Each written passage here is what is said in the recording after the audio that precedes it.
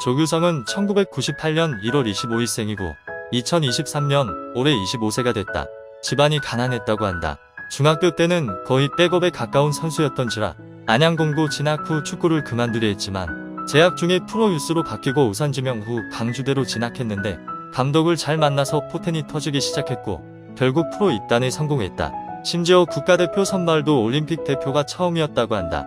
즉 연령별 대표 경기 거의 전무하다시피 한 것으로 어찌 보면 실력과 성실함도 있었지만 운이 굉장히 좋았던 케이스다. 학교들을 보면 알겠지만 두 학교 다 비주류에 가까운 학교들이기 때문이다. 비록 10년 차이지만 배구 선수 김연경과 중학교 동문이다. 선배 김연경은 원곡중 배구부에서 조규성은 축구부에서 활동했다. 수려한 외모를 가진 미남이며 뛰어난 패션 센스까지 가지고 있어 여성 팬들에게 인기가 많다.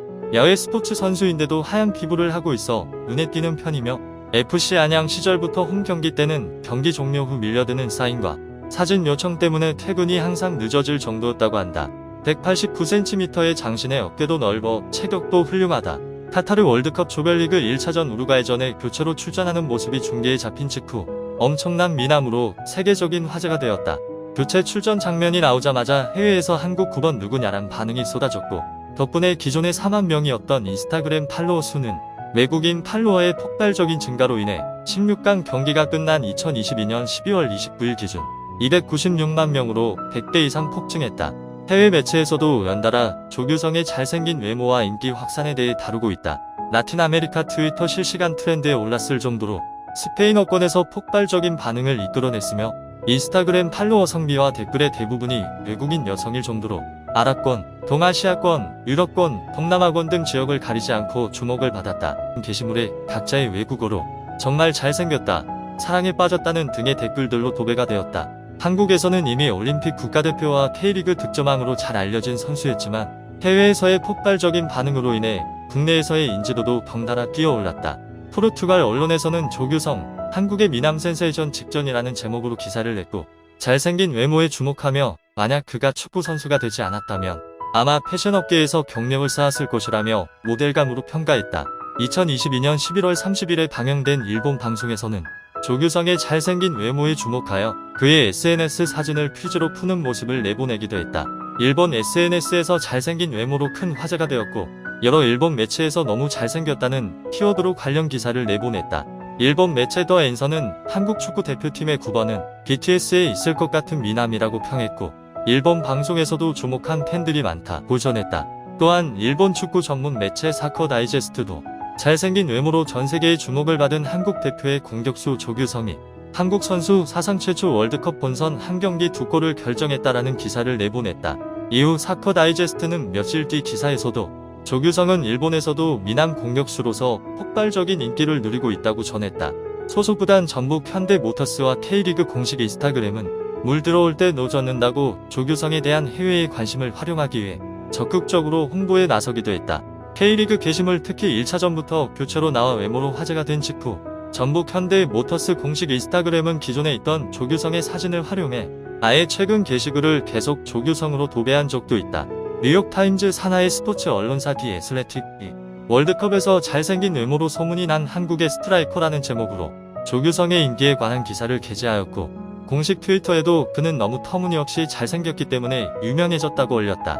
디 애슬레틱은 히샬리송이나 주드 벨링엄 등 2022 월드컵에서 맹활약을 펼치고 있는 선수들의 SNS 팔로워 수가 급증한 현상과 더불어 월드컵이 SNS상에서 가지는 전세계적 영향력을 잘 보여주는 예시 중 하나로 분류했으나 조규성은 경기에 뛰기 전부터 정확히는 교체 출전 대기 때부터 외모로만 이목을 끌었다는 차이점을 부각했다.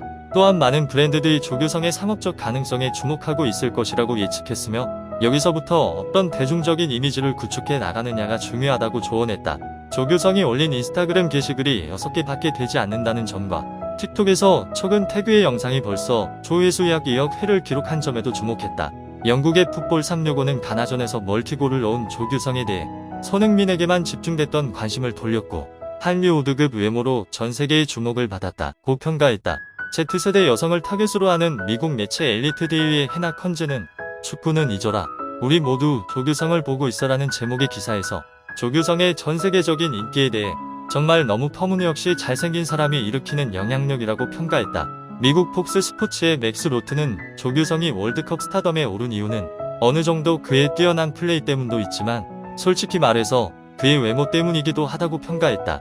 그리고 2002년에도 한국에서는 김남일과 같은 월드컵 스타 선수들이 하루아침에 심벌이 되는 경우가 있었지만 조규성의 인기는 SNS의 발달과 K-팝의 세계적인 인기가 더해진 전세계적인 현상이라고 말했다.